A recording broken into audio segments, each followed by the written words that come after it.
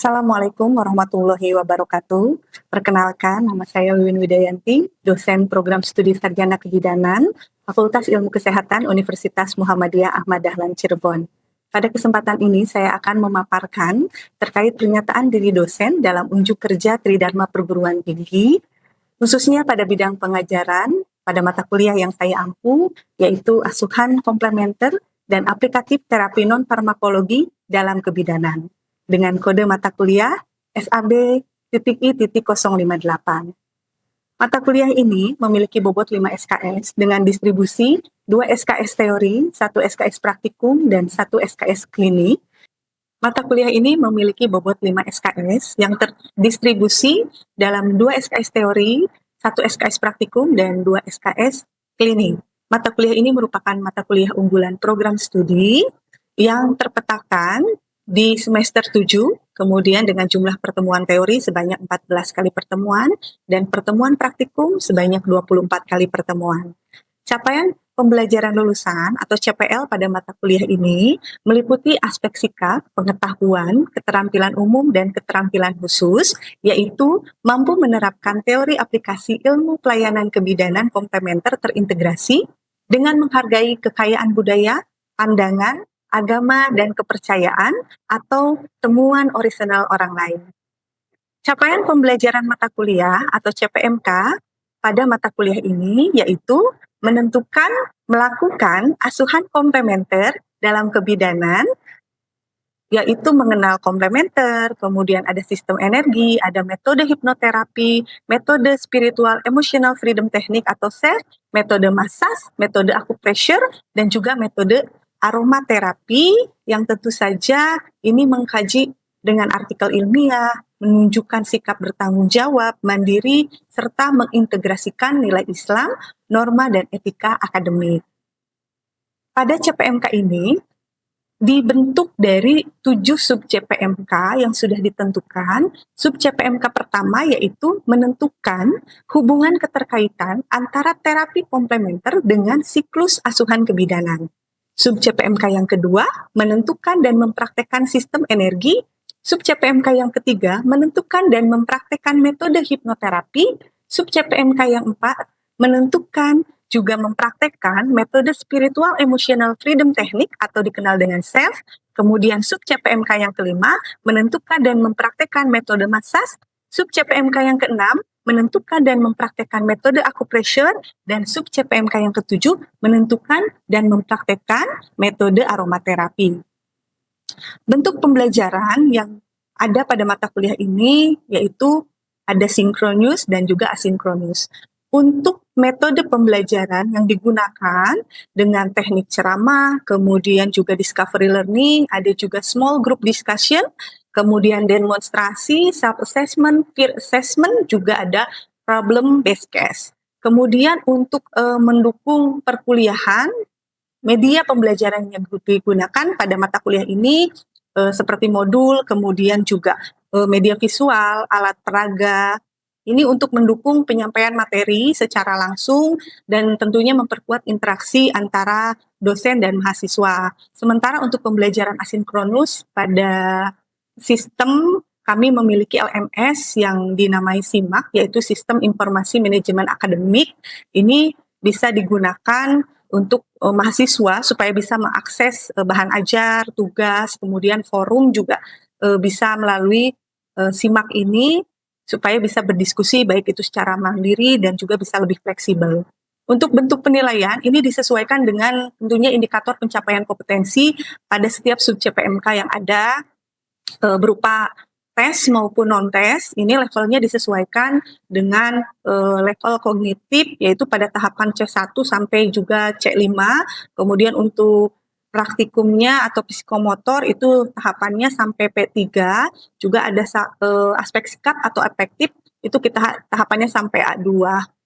Sehingga bentuk non-tes yang digunakan itu diantaranya adalah penelusuran jurnal, kemudian juga membuat makalah, tentunya disertai dengan rubrik penilaian, kemudian ada diskusi di kelas, tanya jawab, juga untuk praktikum kita ada daftar tilik yang bisa digunakan untuk self assessment maupun peer assessment. Kemudian untuk bentuk tes di sini ada pilihan ganda menyesuaikan level kognitif, yaitu pertanyaan yang bersifat LOTS atau lower order thinking skill, ada juga yang bersifat host atau higher order thinking skill, kemudian juga ada ujian praktikum. Nah, terkait dengan evaluasi pembelajaran, ini meliputi aspek kehadiran, kemudian ada ujian tengah semester, ujian akhir semester, penugasan, kemudian praktikum, juga ada klinik.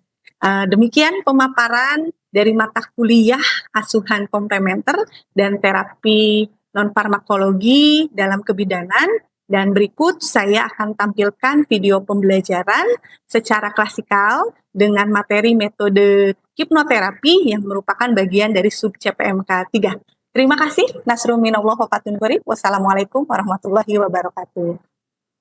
Selamat siang semuanya. Siang. Bismillahirrahmanirrahim. Assalamualaikum warahmatullahi wabarakatuh.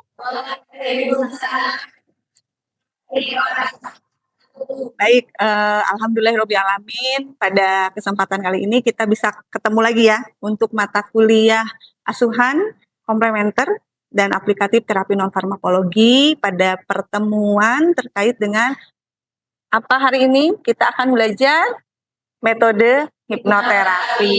Oke, pertemuan untuk metode hipnoterapi ini lanjutan dari pertemuan sebelumnya yang kita sudah pelajari tentang apa? Masih ingat? Sistem energi. Tentang sistem energi, karena ini masih terkait sekali dengan sistem energi. Kemudian kita akan membahas hipnoterapi. Ya, mudah-mudahan kalian siang hari ini sudah sudah makan, sudah bahagia, sudah senang, bahagia nggak? Iya dong. Harus bahagia, mau belajar hipnoterapi harus bahagia ya, biar hormon endorfinnya keluar hari ini. Nah, baik. Mata kuliah hipnoterapi ini penting untuk kebidanan karena nanti banyak hal yang bisa kita pelajari, banyak hal juga yang bisa sangat kita terapkan, kita integrasikan dalam kehidupan kita sehari-hari nanti ketika kita memberikan pelayanan sebagai bidan. Oke, sebelum kita jauh menjelaskan terkait hipnoterapi, belajar hipnoterapi, seperti biasa, kita berdoa dulu supaya perkuliahan ini bisa berjalan dengan lancar. Silakan dipimpin doa. Bismillah.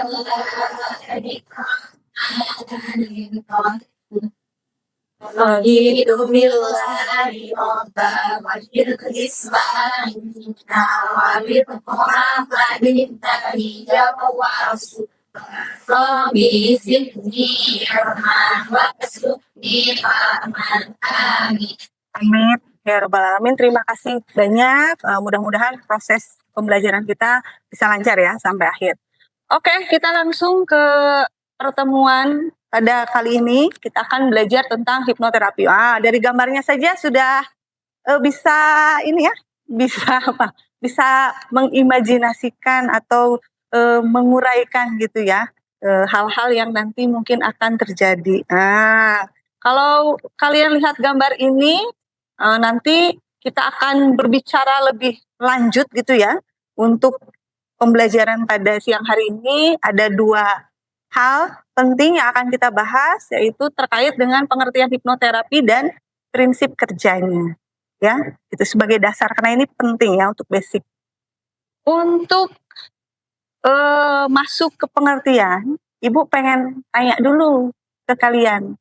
Coba, ada nggak yang sebelumnya loh ya, sebelum ini kan Ibu ngomong, nanti udah dengar Bu, pernah nggak sebelumnya mendengar tentang istilah hipnoterapi?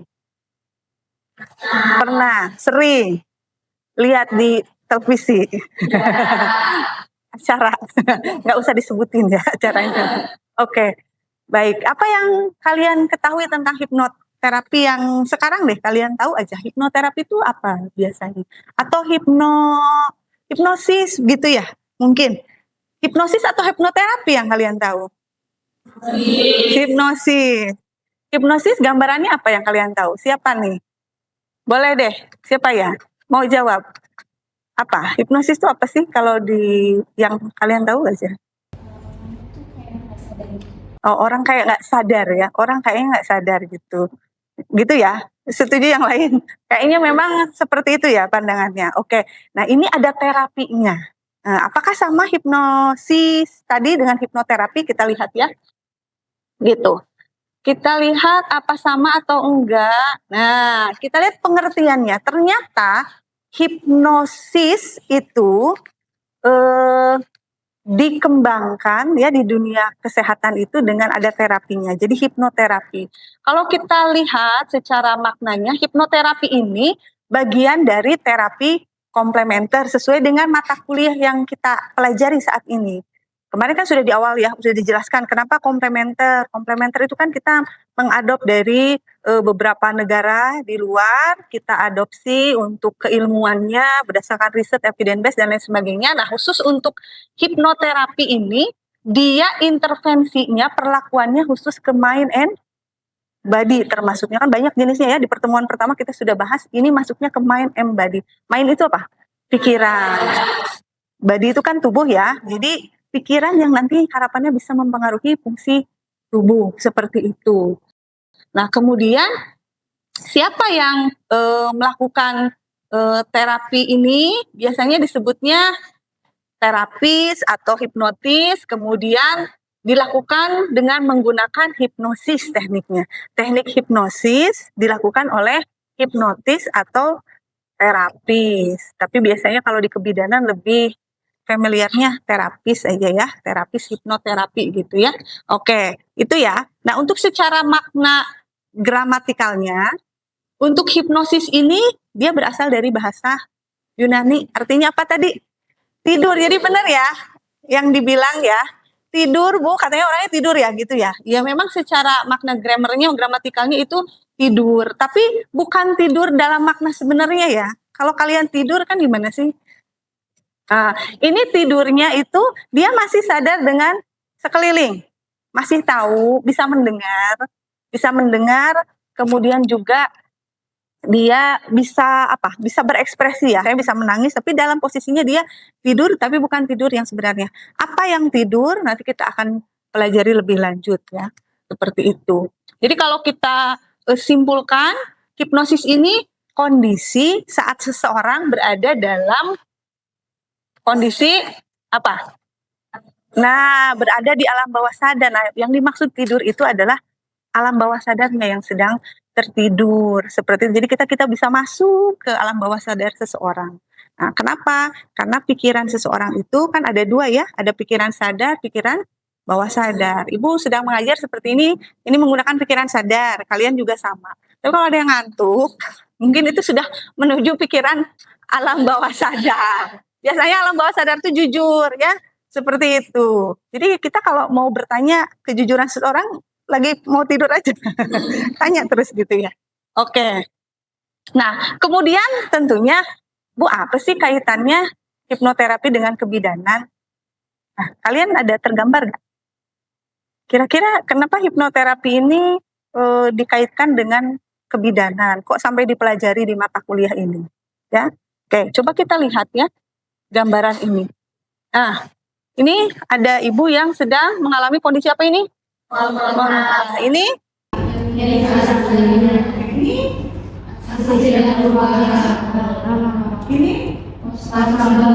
kalian ada masalah?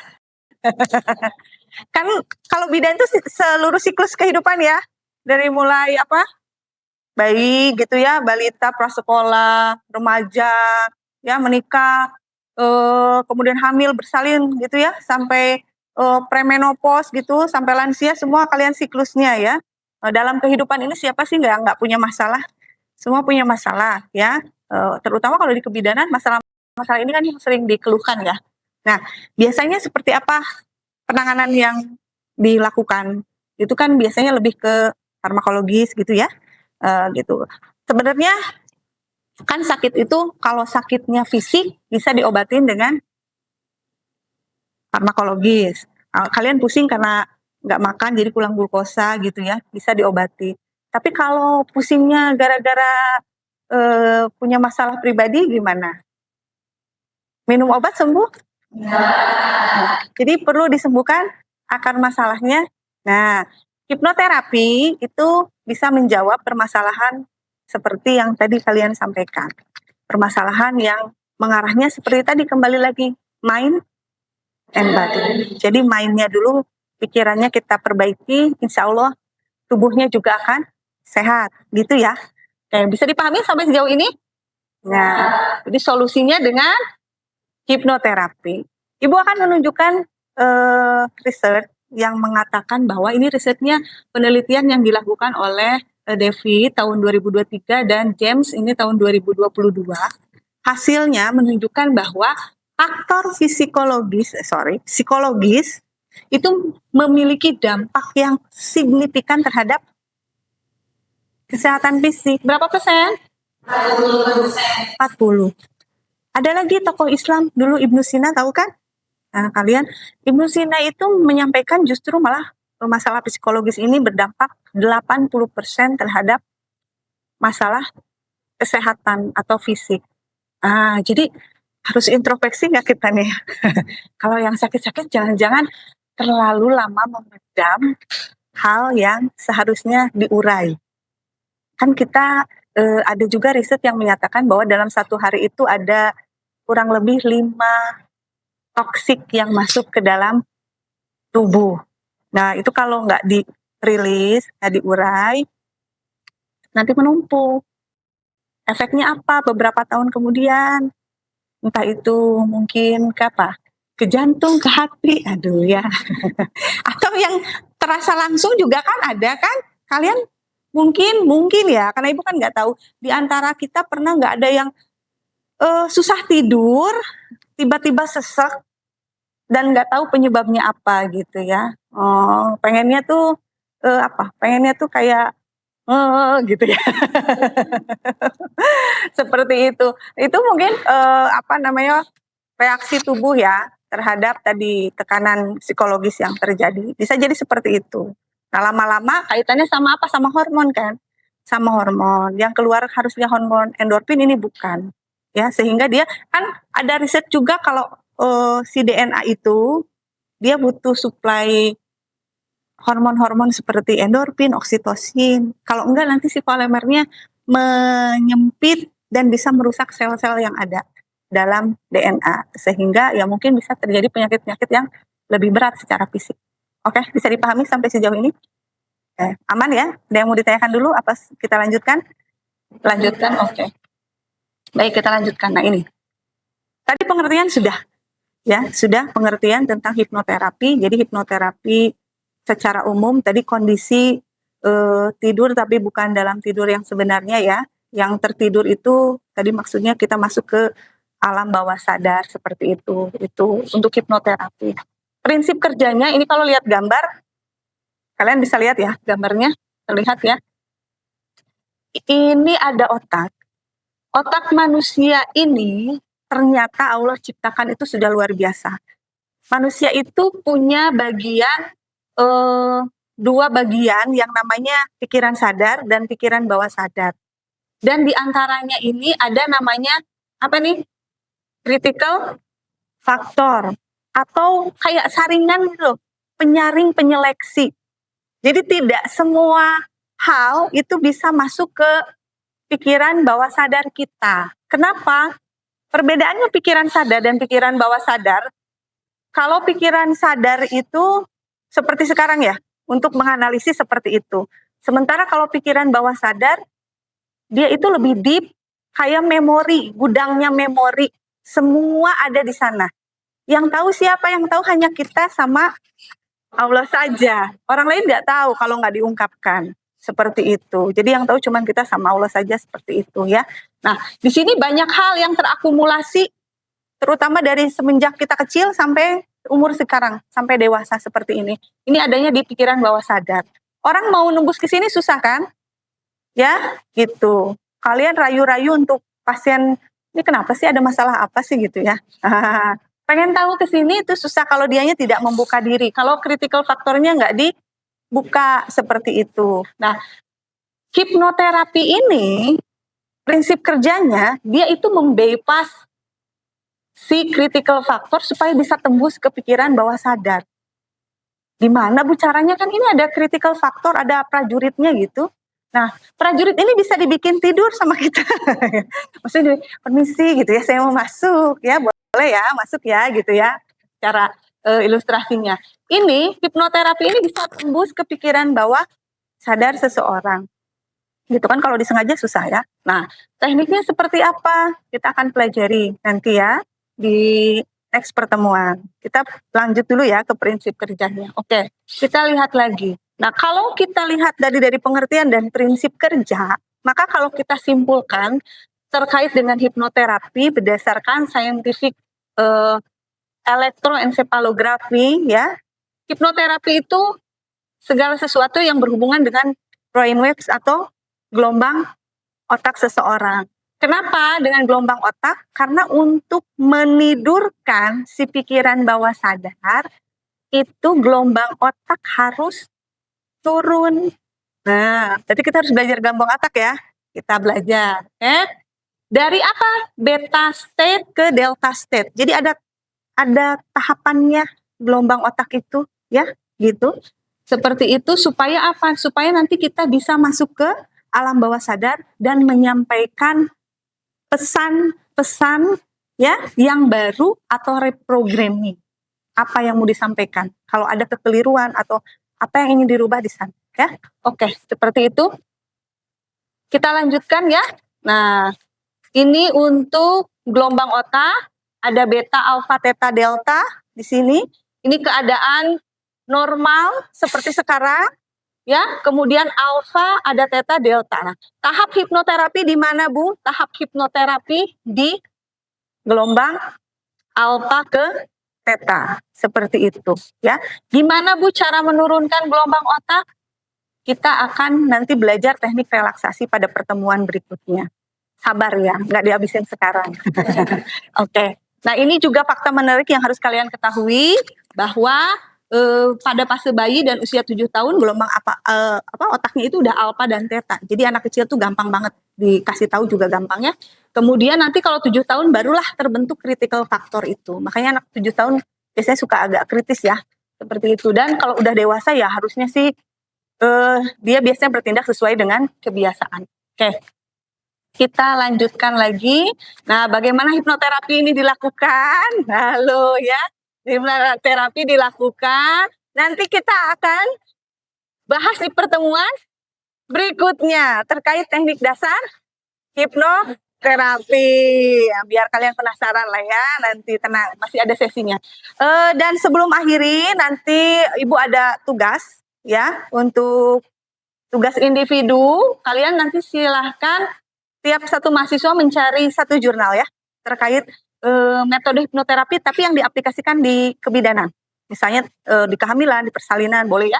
Kemudian nanti kalian rangkum isi jurnal, kalian udah belajar evidence based midwifery ya. Jadi kalian udah tahu cara nyari jurnal yang bagus, dirangkum jurnalnya, kemudian dikumpulkan dan nanti kita diskusikan di pertemuan berikutnya. Ibu akan random.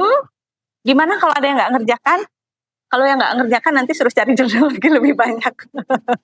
Kalau mengerjakan gimana, Bu? Oh, yang mengerjakan tentunya Ibu akan kasih reward ya untuk nilai. Oke, baik. Sebelum diakhiri, Ibu pengen ingin apa namanya? Ingin refleksi dulu deh kalian deh. Oke, boleh ya? Siapa nih? Siapa nih ya? Hawa ya, oke. Hawa, hipnoterapi penting nggak, Hawa? Penting. Kenapa? Kira-kira? Perawat.